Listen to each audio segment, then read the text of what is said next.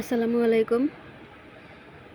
আমি আজকে আমার হাজব্যান্ডের জন্য পাঞ্জাবি বানাচ্ছি পহেলা বৈশাখের জন্য। স্ক্রিনে আপনারা দেখতেই পাচ্ছেন যে উনি পাঞ্জাবি পরে আছে এবং সাদা একটা পাঞ্জাবি, তার মধ্যে রেড কালার আলপনা বা প্রিন্ট করা আর কি। তো আমরা কখনো পহেলা বৈশাখ পালন করি না, কিন্তু এই বছর একটু ঘুরতে যেতে ইচ্ছে করছিল। তখন ভাবলাম তাহলে সামনে যেহেতু 2 দিন পরই পহেলা বৈশাখ, তাহলে পহেলা বৈশাখের একটা ড্রেস বানাই। সো যে কথা সেই কাজ। তারপর পাঞ্জাবি কিনতে গিয়েছিলাম প্রথমে দোকানে, কিন্তু পাই না, এরকম পাঞ্জাবি পাই না। খুঁজে খুঁজে হয়রান, যেহেতু দোকানটা রেখে আমাকে বাহিরে যেতে হয়, তাই আমি অনেক বেশি ঘুরতে পারি নাই। তাই তখন চিন্তা করলাম হোয়াইট কালার গজ কাপড় আছেই, পাঞ্জাবি বানিয়ে দেন হচ্ছে আমরা হাতে প্রিন্ট করি। তারপর আমি পাঞ্জাবি বানালাম এবং হাতে প্রিন্ট করলাম। এখন পাঞ্জাবি উনি হচ্ছে আমার হাজব্যান্ড।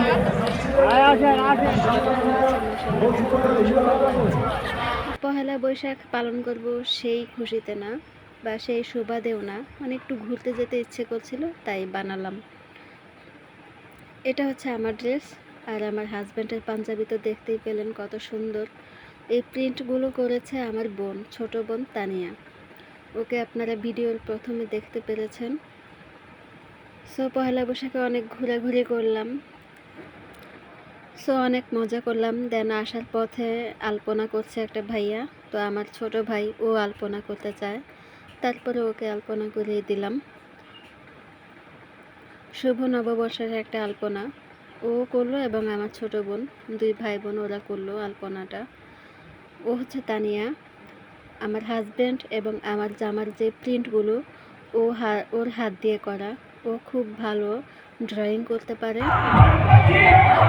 কেমন হলো ড্রয়িংটা এখানে হচ্ছে একটা গানের অনুষ্ঠান হচ্ছিল রমনার পার্কে। এখানে গানটা হচ্ছিল ভাইরাল একটা গান, দেশটা তোর বাপের নাকি, ওই গানটা হচ্ছিল আর কি। ফেসবুকে তো কপিরাইট চলে আসে, তাই মিউজিকটা দেই নাই।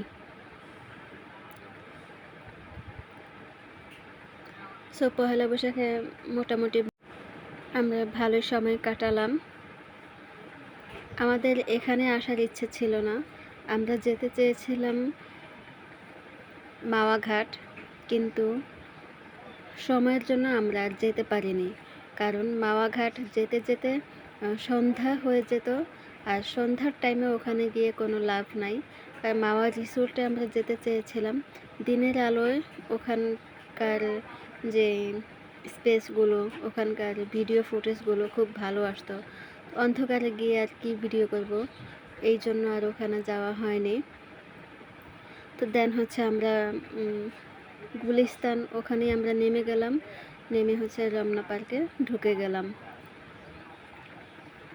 দেন হচ্ছে আমরা একটু মানে অনেক ঘোরাঘুরি করলাম। এখানে দাঁড়িয়ে সুন্দর প্রকৃতি এবং সুন্দর মুহূর্তগুলো উপভোগ করছিলাম আমরা সবাই। সব মিলে আমাদের ওই দিনটা ভালোই কেটেছে। সো আপনাদের কাছে কেমন লাগলো কমেন্ট বক্সে জানাবেন। আমাদের ইউটিউব চ্যানেল এবং ফেসবুক পেজ সাবস্ক্রাইব এবং ফলো দিয়ে আমাদের পাশে থাকবেন।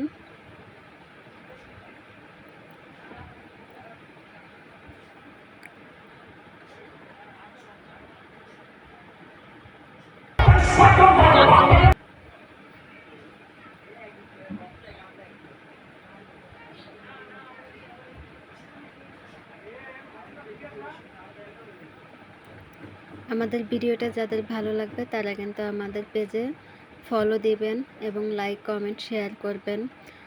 আপনারা আমাদের পাশে থাকবেন।